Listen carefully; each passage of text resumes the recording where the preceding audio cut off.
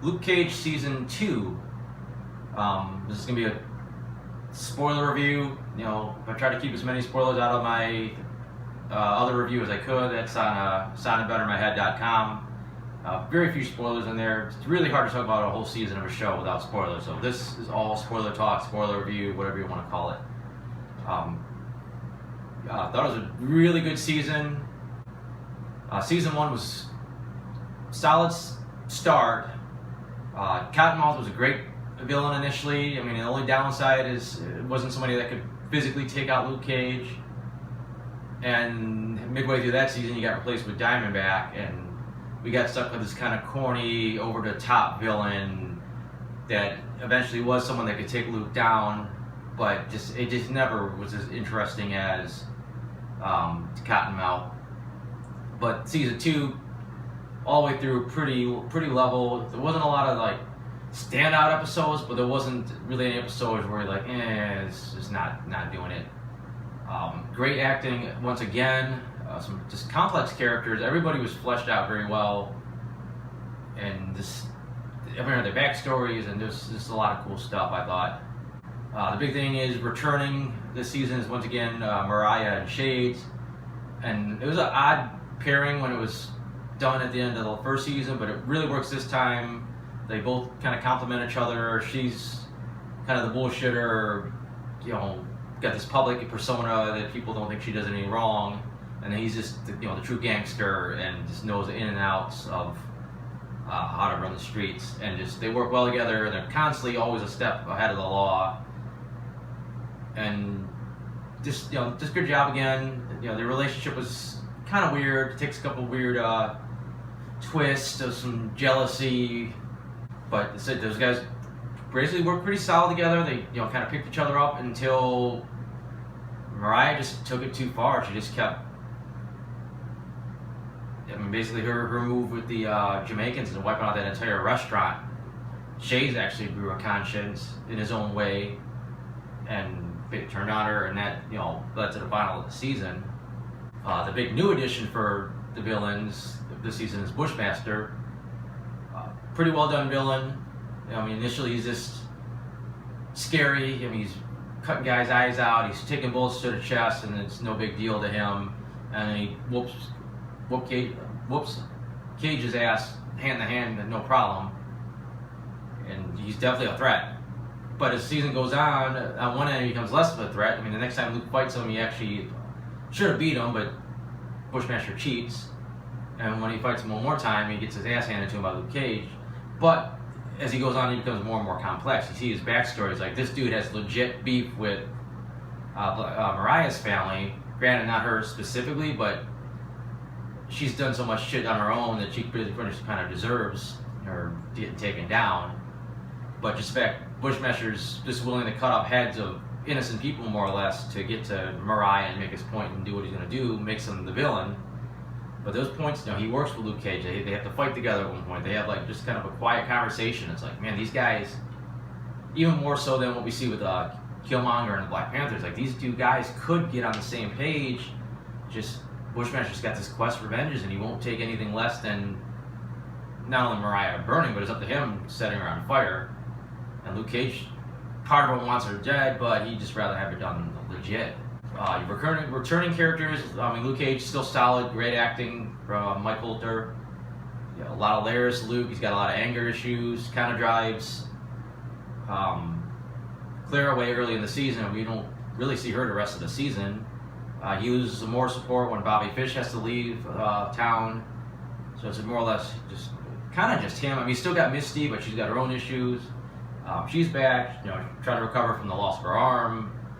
She got her robot arm a lot farther along than I thought she would. I kind of thought she would start off with it, but she had to just deal with her recovering from that injury, and then trying to get back in the police force, and then feeling the law's not working. So she had her little side thing about should she break the law to put a guilty man away. Eventually, she gets back on board with the up and up. Pretty good effects when she didn't have her arm and they saw the stub. They did a pretty good job of making it look legit. The robot arm looked okay, didn't really blow me away. So some of the design I really liked, some stuff was just kind of bland. This is a good job with the side characters too. Like they add a lot of depth to the show. Sometimes it was just comic relief. You had DW, you know, always filming Luke and just saying some stuff. There's a character calls himself Piranha. Actually had some good moments, and he has his little backstory. He talks about his issues with his father and why he built himself up the way he did. And then it's kind of weird. He ends up getting killed off. But it's like, man, they just put a lot of detail in all these characters. They're not going to stick around, which was pretty cool.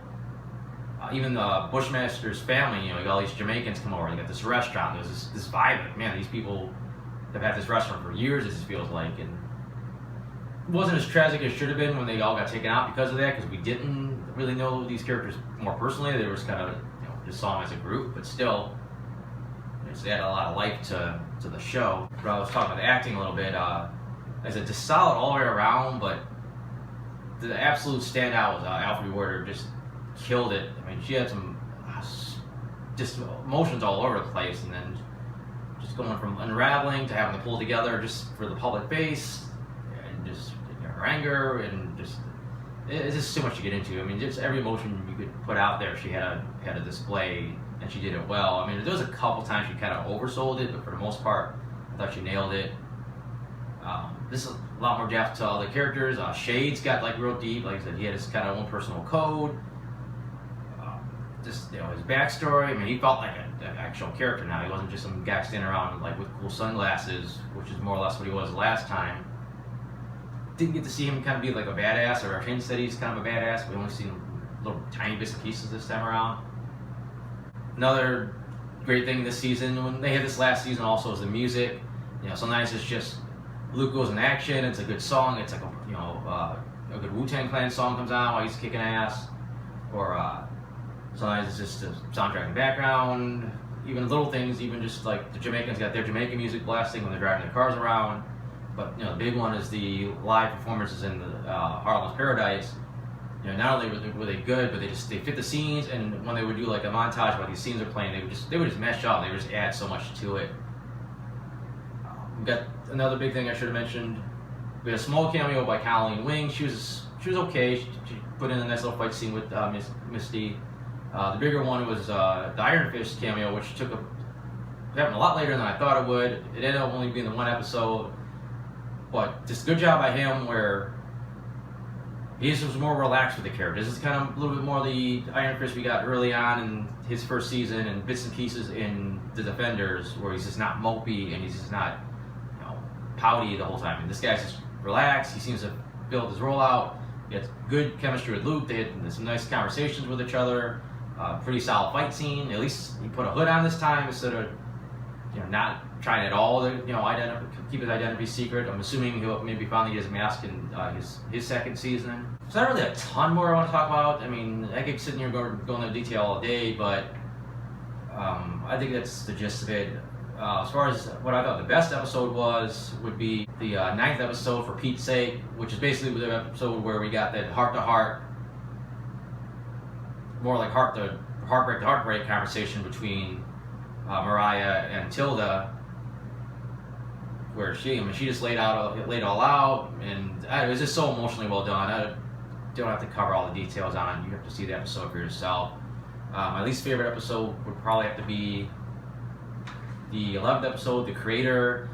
It wasn't bad. There was just they had some flashbacks for Bushmaster, which is good. You want to see more about what makes his character tick, but it just felt like they were placed weird in the episode. It would kind of take you out of it, and then you go back to them, and just, I don't know. And then they had another hallucination sequence with Mariah seeing her mom and her uncle, and it was kind of oddly placed. I don't know. It didn't blow me away.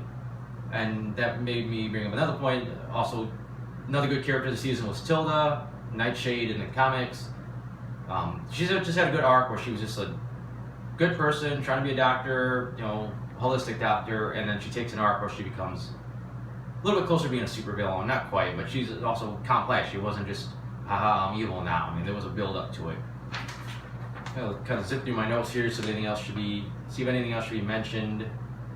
Actually, right off the bat, I did like, not only did they mention shit that happened in Luke Cage Season 1, they did a lot more mentions of, not even a lot more, they mentioned stuff in The Defenders where Jessica Jones pretty much mentioned nothing. It was like Defenders never happened, but Luke definitely let you know, hey, the defenders happened, and the story continues on from there. So that was a plus. Another little dumb sequence. They had Luke doing kind of like an NFL combine type thing, and everyone's like blown away by him. Number one, he didn't look like he was killing it. Like, he supposedly did this long jump. He supposedly was like really fast on his dash and a few other things.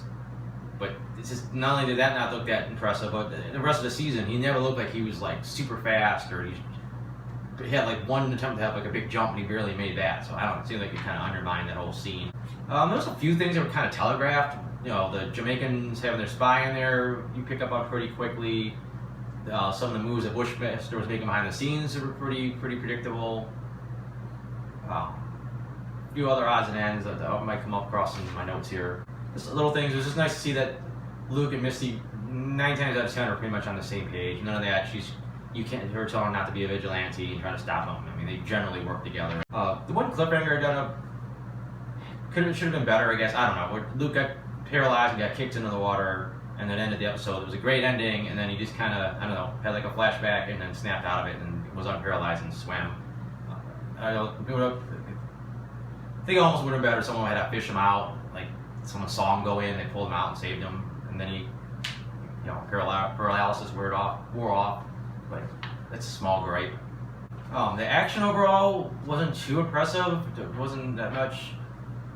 The problem is just Luke's powers. It's like he's getting shot, and of course the bullets don't affect him, so he's never really in danger. And it's mostly him just kind of slapping away guns or popping a guy in the head and just knocking him out. And then even they established early on that the bullets that hurt him in the first season no longer hurt him anymore. So, I mean, it helps because then at least Bushmaster was a threat to him. But even then, next time he fought him, it wasn't that much of a fight. I did like the different styles, and Luke's just kind of like had some boxing training, kind of a brawling style, and then Bushmaster had this capoeira style where he's flipping around, doing these kicks, and faster than Luke, and that was pretty cool. And then Luke's action scene with Iron Fist was pretty good. There was a couple of hokey parts. There was a part where he kind of throws him, it looked cheesy, but for the most part, it was a solid sequence. Just to wrap up with the end. Luke's essentially the king of Harlem, or the new sheriff of Harlem, where he's more or less positioned himself to become almost like a kingpin. I mean, he's got the club now, Mariah's dead, which that was another predictable thing of Tilda taking her mom out. But Luke's got the club, and now he's kind of telling the criminals what to do in the city. Telling them there's certain lines they don't cross. We'll see where that goes next season. I mean, who stops Luke if he becomes, a bad guy? I don't know. Don't got much else. You can go to my website, soundingbettermyhead.com. Like I said, you can read the original review. I got other TV reviews on there. I have some other videos floating around YouTube. You can either find them on here, or most of my reviews have links back to them from my website. That's all I got, and thanks for watching.